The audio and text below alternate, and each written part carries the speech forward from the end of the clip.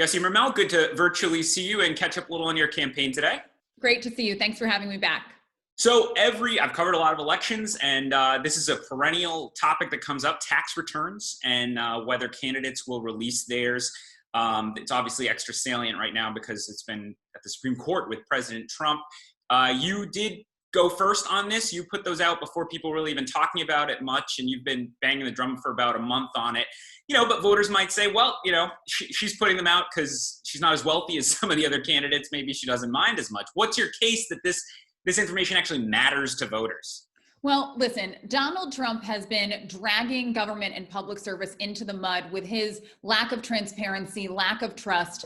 And as Democrats, we need to do better. And I know that matters to voters. And I know it matters to voters that they have the full picture of who is asking them to put their trust in a given candidate. And as candidates for the House, we're filing personal financial disclosures. But the reason I went ahead a month ago and voluntarily released 5 years of my tax returns, we've added another 1 year now that I filed for 2019, is because those disclosures are incredibly important, but don't give the whole picture. They don't tell you if someone has offshore accounts. You have to list an asset, but you don't know whether or not it's offshore. It just gives you a money range where taxes give you dollars and cents. And those financial disclosures aren't audited for accuracy where tax returns could be. So there's a whole different level of information that comes from tax returns.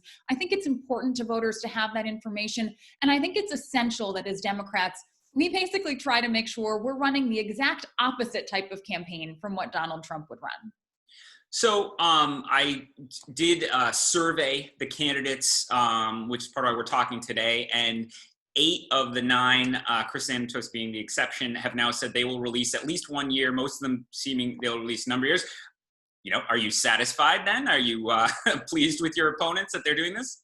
I think that Chris should join us and release his tax returns. And I'm glad that most of the rest of the field is at least starting to see things the way that we are. But I think everyone should release several years. I again, did 5, now 6 years. I think that should be the standard. It isn't unreasonable for voters to be able to kick the tires on us as candidates, understand where our money is coming from, where we might have conflicts of interest, where our values lie, particularly in this day and age as Donald Trump erodes so much of the faith that people have in government.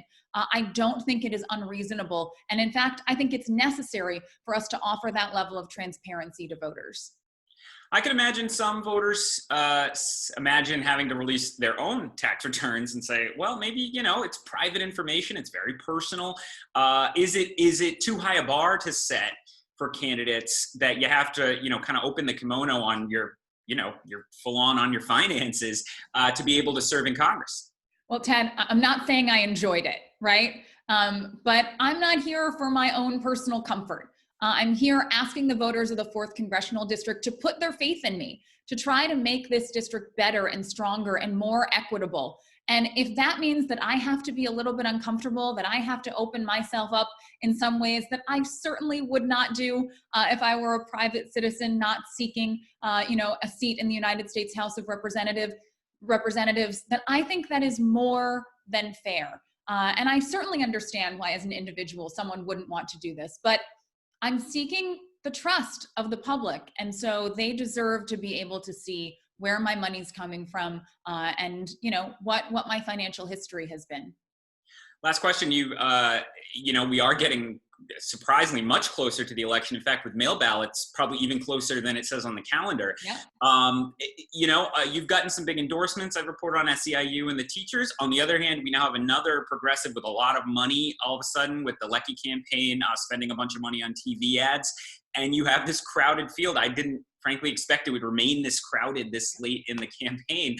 What's your plan to get across the finish line September 1st?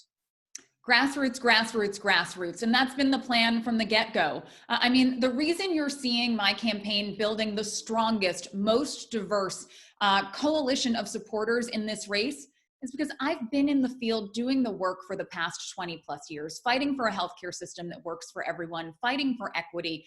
And that's why all of these incredible partners who I've worked in community with for all that time are standing with me in this race, and so many more who are coming to the table with us because they want to create the change that this district and this country needs. We're raising the money that we need to compete, but no one can match our muscle on the ground. And that's our strategy to win on September 1st.